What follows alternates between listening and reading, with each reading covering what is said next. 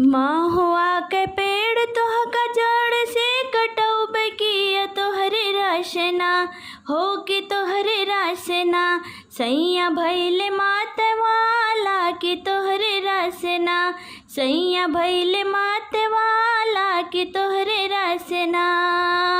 महुआ के पेड़ तोहका जड़ से कटौबे कि तोहरे रसना सैया भैले माते वाला कि तोहरे रसना।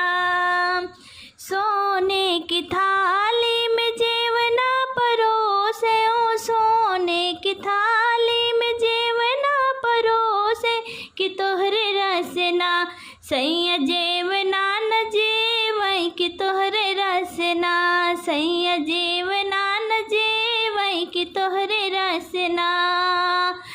महुआ के पेड़वा तोहके जड़ से कटौबे कि तोहरे रसना हो कि तोहरे रसना सैया भैले माते वाला कि तोहरे रसना।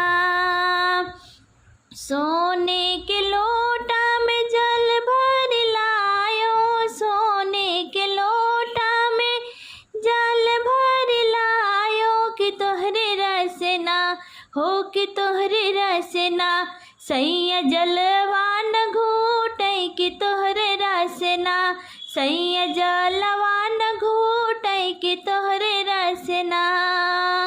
महुआ के पेड़वा तोहके जड़ से कटैबे कि तोहरे रसना सैया जेवना जीवनवा कि तोहरे रसना। लवंगा इलायची के बीरा लगायो लवंगा इलायची के बीरा लगायो कि तोहरे रसना हो कि तोहरे रसना सैया बीरवा न कूचै कि तोहरे रसना सैया बीरवा न कूचै कि तोहरे रसना। महुआ के पेड़वा तोहके जड़ से कटैबे हो कि तोहरे रसना हो कि तोहरे रसना।